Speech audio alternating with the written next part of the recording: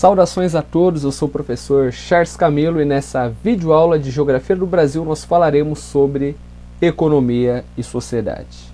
Para que possamos compreender melhor o assunto que nós estamos estudando, vamos fazer uma breve conceituação sobre os seguintes termos: economia, bens e serviços. Bem, senhores, a economia ela é toda a produção e comercialização de bens e serviços.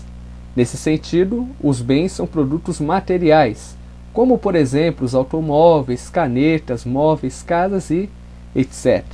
Sendo assim, os serviços são as atividades remuneradas exercidas por uma grande diversidade de profissionais, como os médicos, professores, advogados, contadores, entre outros. É importante frisar que o profissional que trabalha com a prestação de serviços, geralmente ele não vende um produto, mas presta um serviço para a sociedade em troca de uma remuneração.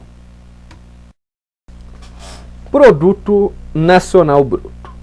O Produto Nacional Bruto ele corresponde à soma de toda a produção anual, tanto de bens quanto de serviços de um país. Como o próprio nome já diz, trata-se de toda a produção anual interna de um país.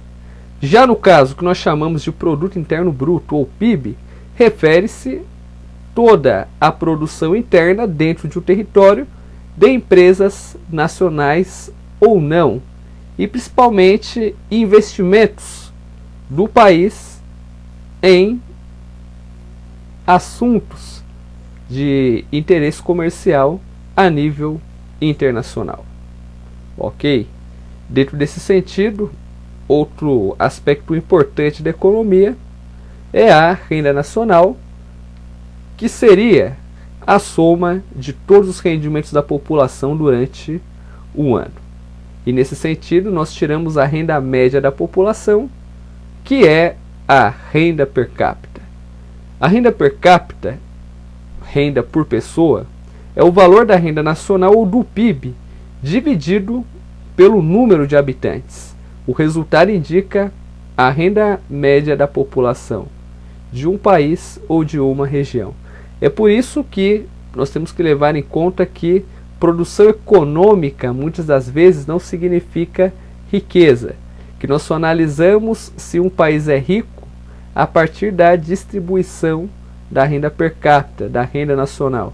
Então, a partir do momento que eu pego o produto interno bruto de um país e divido pelo número de habitantes, o resultado vai indicar a renda média da população. No geral, os países desenvolvidos, eles possuem uma renda desconcentrada e, de certa forma, elevada.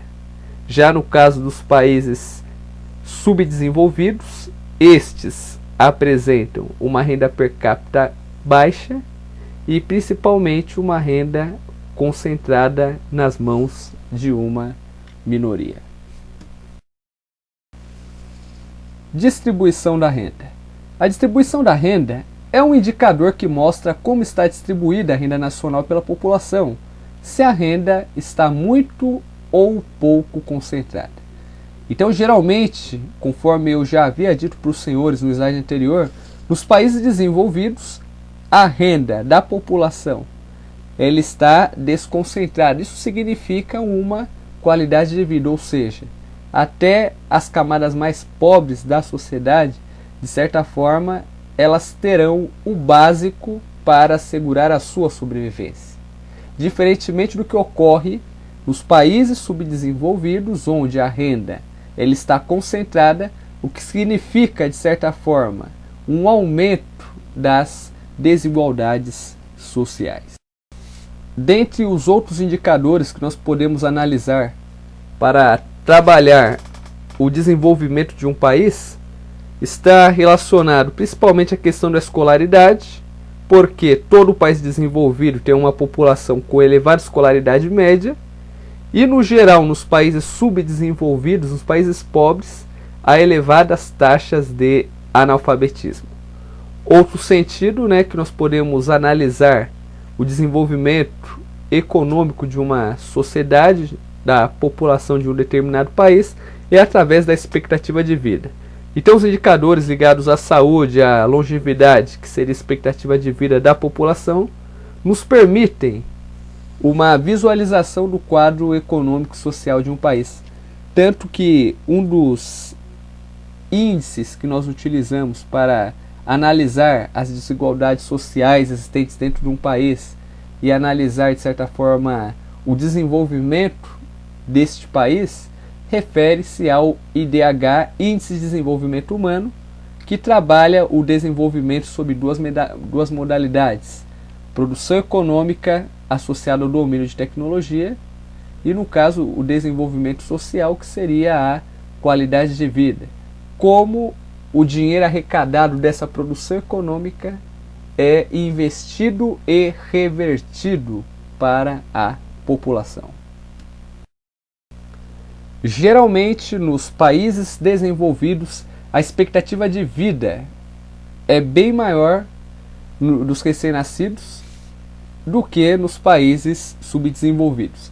Então, se nós analisarmos a conjuntura atual, geralmente nos países desenvolvidos, a expectativa de vida das crianças é superior à das crianças dos países subdesenvolvidos, pois nos países desenvolvidos há, de certa forma, uma qualidade nos serviços relacionados à saúde, diferentemente do que ocorre nos países subdesenvolvidos. Sendo assim, nos países pobres, a taxa de mortalidade infantil é muito superior à dos países ricos.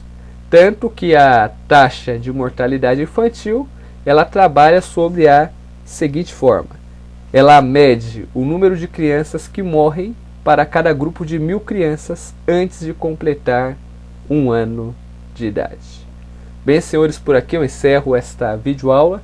Eu espero que vocês tenham gostado, espero que vocês tenham sanado suas principais dúvidas sobre economia e sociedade, e até o próximo episódio.